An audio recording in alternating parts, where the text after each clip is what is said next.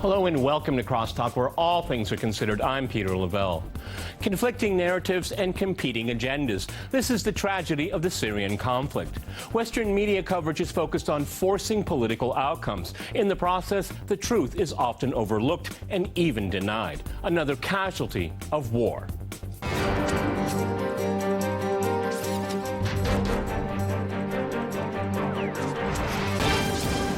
To Crosstalk Syria, I'm joined by my guests, Jonathan Steele in London. He's an international affairs commentator.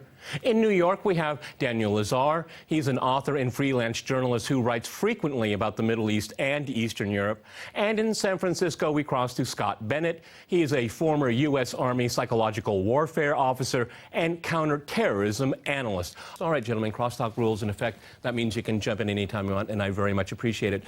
Jonathan, you're a noted journalist. You have a very long and distinguished career. What in the world has happened?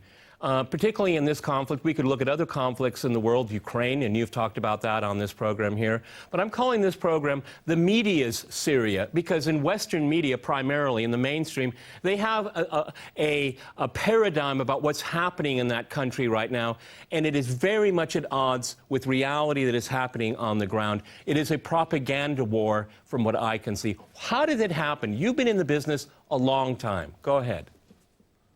Well, I think it's partly because there's a sort of romanticism about rebellions against any government. It started with the Arab Spring. Well, of course, it started decades ago, but in recent times it started with the Arab Spring. Anybody who's protesting against a government, like in Cairo and Tunis, is automatically supported. And that's now been transferred to Syria. So the people, the rebels in Aleppo, are treated as the good guys with the white hats and heroes, and nothing they do is wrong. And anything that the Russians or the Syrian government does is automatically wrong. I mean, look at the story of the US-led coalition's attack on the Syrian government positions near Deir ez-Zor, when at least 62 government soldiers were killed. That story died in about 2 hours. I mean, if it had been the other way around, you can imagine we'd be still talking about it 3 weeks later. Well, we'd probably be talking about how Damascus looks like one huge crater. I think that's what we'd be talking about. Scott, if I can go to you in San Francisco, and thank you for getting up so early to join us here today.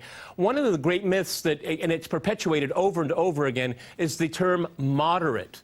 And from what I can tell in looking at people that have been on the ground and real experts, now people that don't want to peddle a fairy tale about Western values and all of this nonsense that we hear nonstop. I mean, they all tell me the term moderate is an illusion. It's a fantasy that comes out of Western media. Yeah, it's an amazing degeneration of the American media mind, and I would say no good journalist or newspaper has really come out of the United States since 1980. I think all the good ones stopped writing in the 70s. And you see, I'll put on my PSYOP hat for a minute, you see a coordination between the American media and the government policy. We've seen it since 9/11. We've seen it in the taking down of countries, 5 countries in 7 years. And you see a media that is backing this myth that the moderates exist, and they're trying to overthrow a tyranny and a dictator that's, in Assad's case, bombing his own people. And it's complete nonsense. And I about jump out of my seat when I hear people like Sean Hannity say the Russians, the Iranians are working with the radical Islamic jihadis. And I say to myself, that is absolutely a lie, because the Russians and the Iranians are the only ones looking for peace and stability in the Middle East. The radical jihadis are the Saudi Arabian Wahhabi Salafists that the United States has been backing, in addition to Qatar and Kuwait and all these nations that have been financing terrorism. Now, the American media, the good news is, Peter, there are thinking men and thinking honest men in Washington that are not buying the media drivel anymore. We are standing up. We're listening to a lot of sources such as RT, such as your experts in your show, and we're coming together with a different narrative. And from an emotional point, we see John Kerry, we see Obama, we see Hillary Clinton having a sort of a mental breakdown. You can tell when people lie. You can tell when they stutter. You know, Daniel, that's a very good point. That's exactly where I wanted to go. I mean, I watched some of the State Department briefings, and I call the press corps that show up there the stenographers union, because all they do is write it down, and there are 2 or 3 people that sometimes ask questions. I mean, how did we get to this point here? I mean, if you go off the reservation, if you don't have the right narrative, you're not going to be published. Are you worried about your career? I mean, I can tell when these people are listening to these briefings that they're not really convinced, but anyway, they write it down. Go ahead. America has a free press, but it's a very weak press and a very unindependent press. There's a sort of a very strong patriotic impulse that the politics stop at the water's edge, and what happens abroad is the prerogative of the U.S. government. And also, I think the Middle East is such a difficult topic for Americans that they tend to defer to Washington's guidance in this regard. But there's no doubt the press has been astonishing, especially on the Syrian question, in terms of its obedience to Washington dictates, little independent thought, complete marching in lockstep. It's really amazing.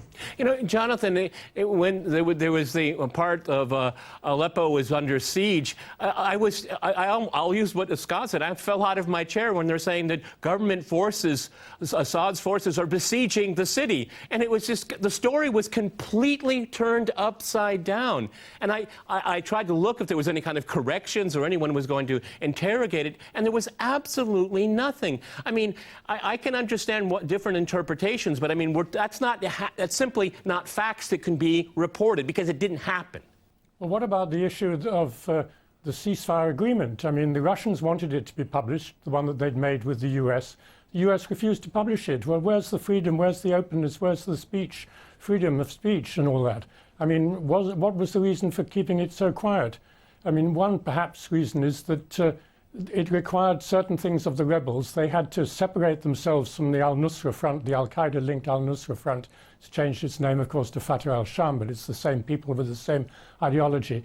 And they refused to separate, so that there was no chance that they'd be bombed, because the agreement was that the Russians and the Syrians would not bomb the so-called moderate forces. They had to separate themselves.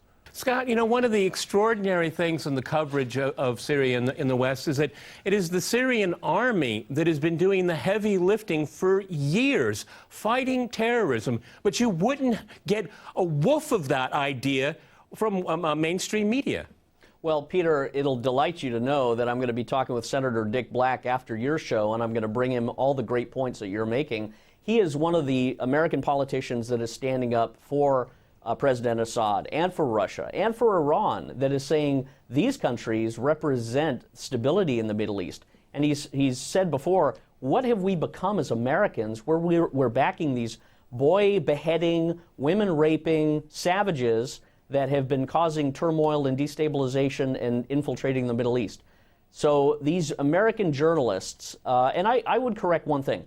These journalists, I don't think we have much of a free press anymore. I think we have a press that is dominated with corporate interests, with big donors, with big money, and they follow the stream. They don't have a love of truth anymore. There's no men of letters. There's no educated poets that really take language seriously. And as a PSYOP guy, I know the hearts and minds are influenced by language.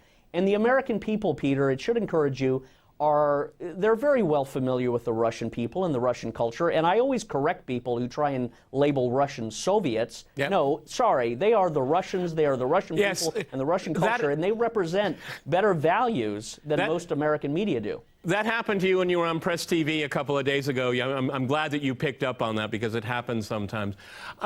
Daniel, where do we go from here? Because one of the things I find very troubling is that Iran has been demonized by the United States for many, many years. Okay, it's a generational thing ever since 1979. And then we have Russia, that used to be the Soviet Union. These are familiar enemies to a Western audience, okay? And it seems to me that paradigm fits in very well. It's a lazy way of thinking.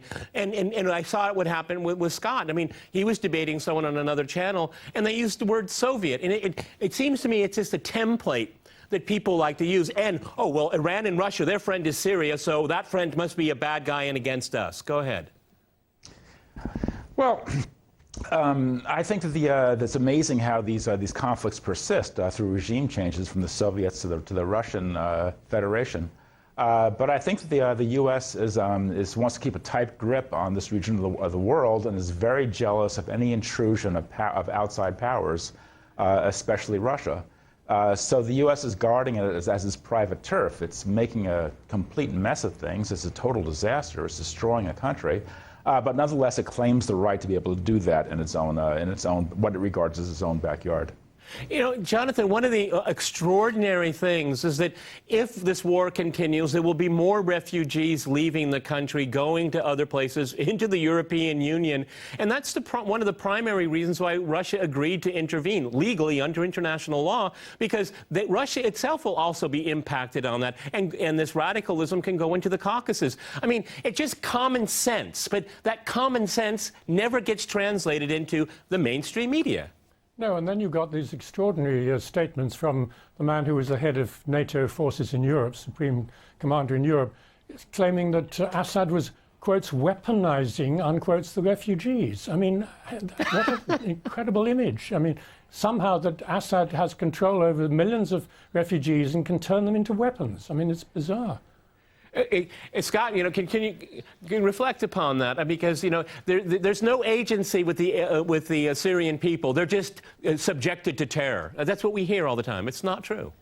It's absolutely false. Now, the other alarming thing is with the degeneration of the American media, and I think you're going to have a retraction of the American military footprint out of the Middle East, because I honestly think, and I hope Donald Trump steps up and beats Hillary Clinton, because that's our only pathway to peace. Hillary Clinton wants war. I think Trump would back us away from that. But here's what's alarming. When this Syrian operation happened, which was not an accident, I know that from my experience in the military and the intelligence services. Hold that thought. Okay, gentlemen, we're going to go to a short break, and after that short break, we'll continue our discussion on media coverage of Syria. Stay with our team.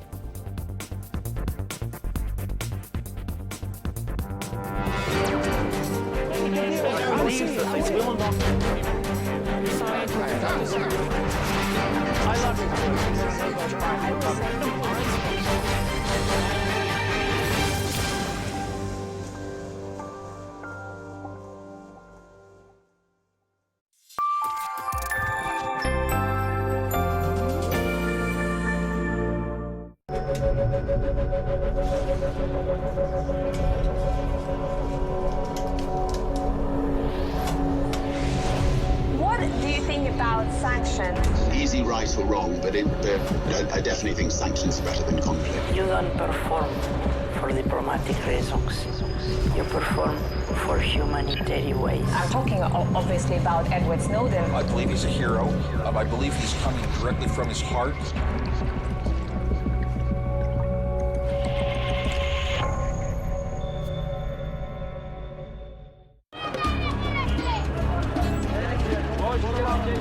شرایطی که در افغانستان وجود داره ایجاد نمیکنه که یا باید بگردن هر کار خاص دلشان باشه، مثل یک مرد میتونن هر کار کنن. در افغانستان عموما برای طبقه اوناست. ما ضرورت داریم برای بچه، باید بچه داشته باشه. با خاطر ازی با بچه ندارم. 7 تا دختر دارم. اصلا ادام سایا دخترایی که میشناسه که در حولی میایم مسابقه بازی میکنم میفهم، اما در بیرون که میرم کس سرش نمیفهم. مثلا تو بازی میکنن در بیرون شلا بازی میکنم کارای وشتوکانه.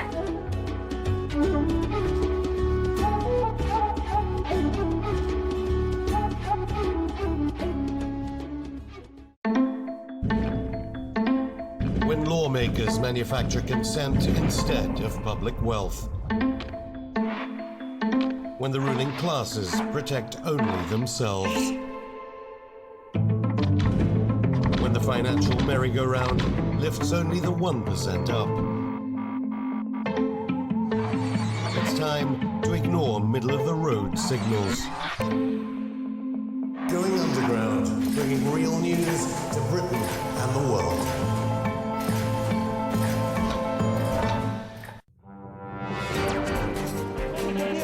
overseas that they will not.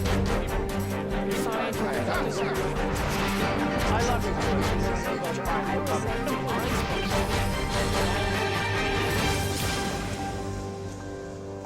Welcome back to Crosstalk, where all things are considered. I'm Peter Lavelle. To remind you, we're discussing how media covers the Syrian conflict.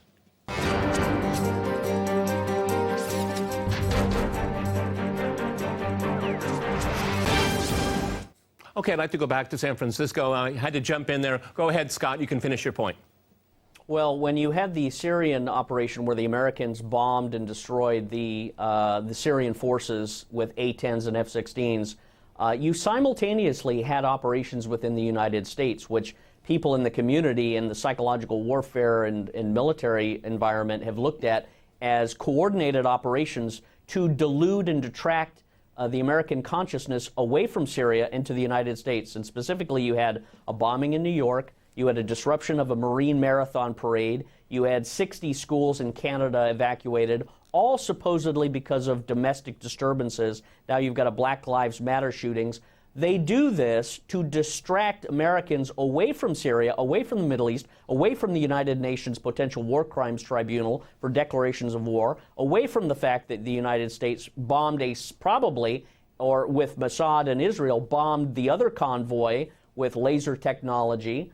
Americans don't see that because they're distracted by the media to these other alternative information sources. That shows me and many, many others that the American media cannot be trusted. The alternative media that is rising up has much more sway on people. But I think in the long-term geopolitical interest, as the American footprint begins to pull back from the Middle East, you're going to have an increasing domestic disruptive state in the United States. And, you know, it doesn't bode well for the United States.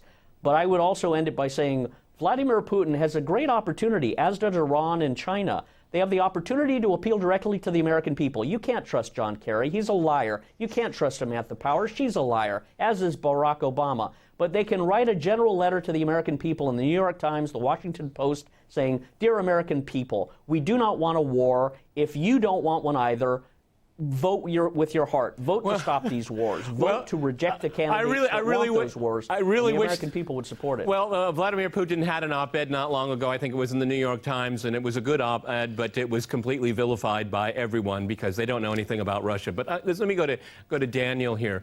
One of the things I find really extraordinary, and I think this is the media's fault and maybe American education and ethos when it comes to foreign politics, but in 1 week's time, during the course of 1 week, Obama ordered bombings or drone attacks in 7 different countries in the world. And this is a Nobel Prize winner.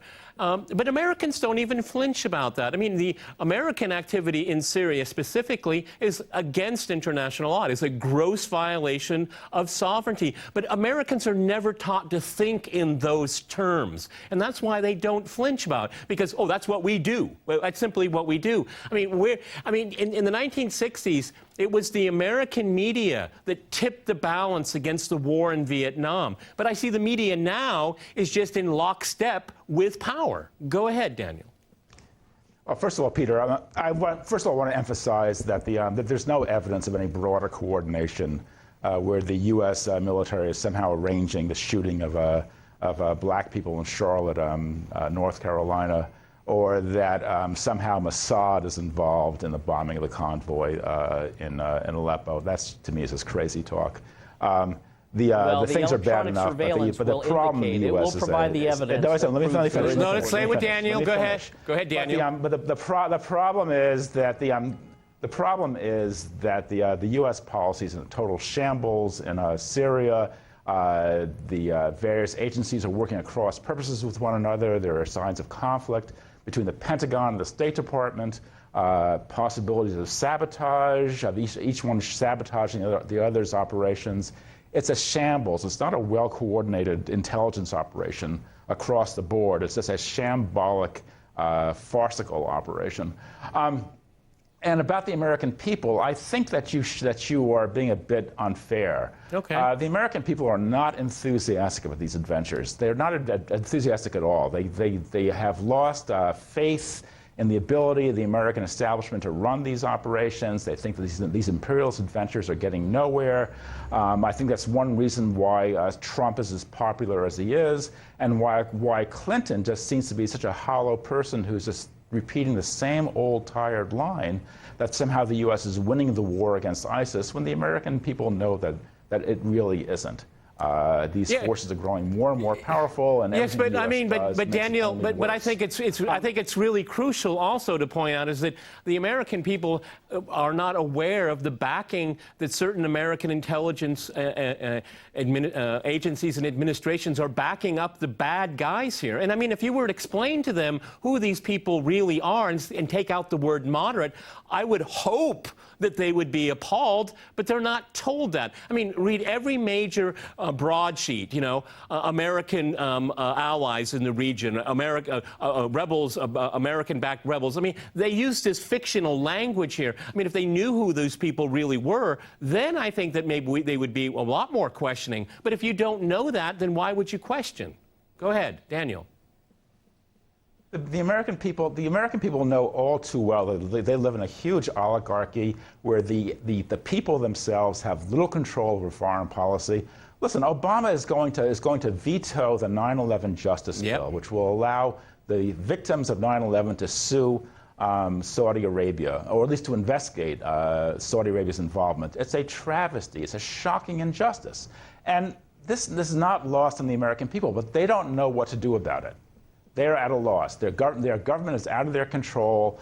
They don't trust it. They don't believe it. They think it's incompetent, but they don't know how to bring it back under control. So therefore, they turn the news off and they put on the ball game or whatever. But I think the American people are not at all happy with the way things are going.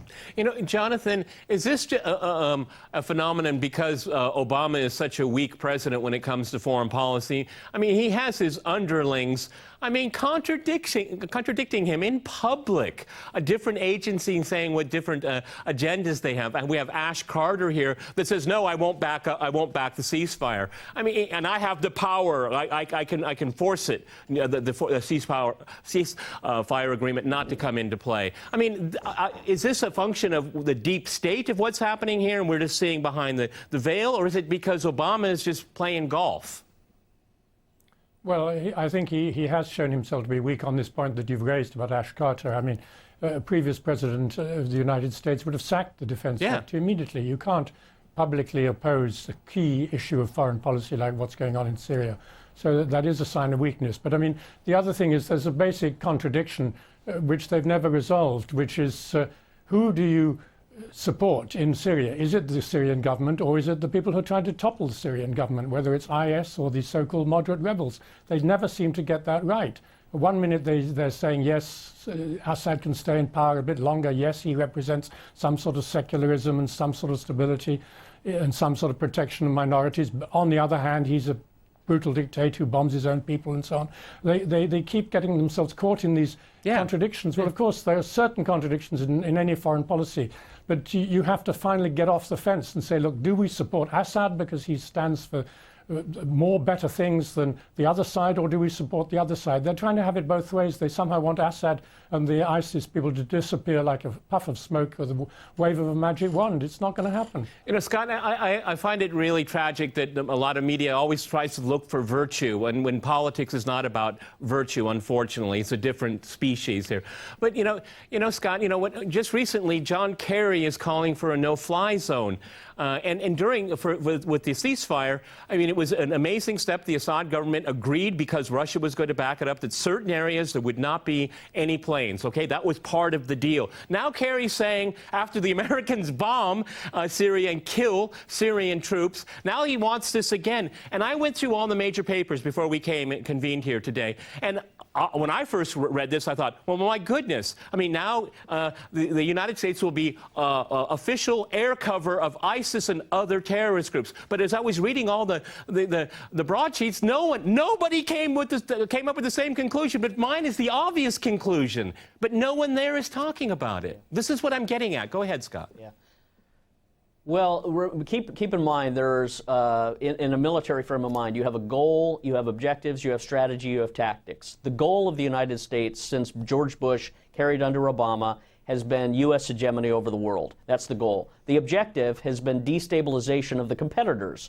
The strategy has been destabilizing these countries from within, and the tactic has been using the injector as human rights violations and religious persecution, and playing the victim card. So there's a goal, objective, strategy, tactics that the United States has been waging against Russia diplomatically, militarily, economically, and informationally. So you see John Kerry and these other puppets starting to lie and fumble and fall all over themselves and look down at the ground and get nervous when they tell these lies. The American public don't buy it. Many of us in the military love Russia. We love the Russian personality and cultures. I worked with Russians in the military, and I have seen a lot, Peter. I saw it at the State Department. I saw it in the Army. There's a lot of horrific stuff that's causing people like me to come out and speak truth, because this isn't just about destabilizing, a region. This is about threatening all of the world and civilization. The United States has caused so much chaos and havoc. It shames me.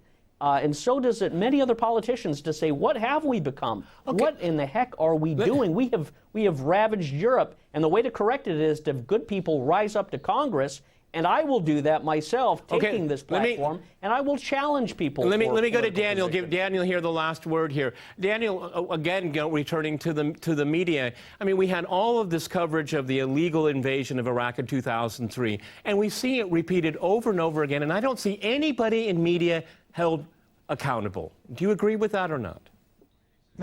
No one's held accountable. Assuming that Hillary's elected, we'll have one of the key backers of that 2003 invasion back in the White House, and all the major neocons will be enjoying power. They'll be drinking champagne and enjoying their power like they never have before. I want to bring back something that you said before, Peter. You're quite right that if Assad falls, this will be the greatest Salafist victory since I don't know when. Oh, Daniel, I have to jump in here. Gentlemen, we've run out of time. I wish we had more time, because that's a very interesting point. Many thanks to my guests in London, New York, and in San Francisco. And thanks to our viewers for watching us here at RT. See you next time. And remember, crosstalk rules.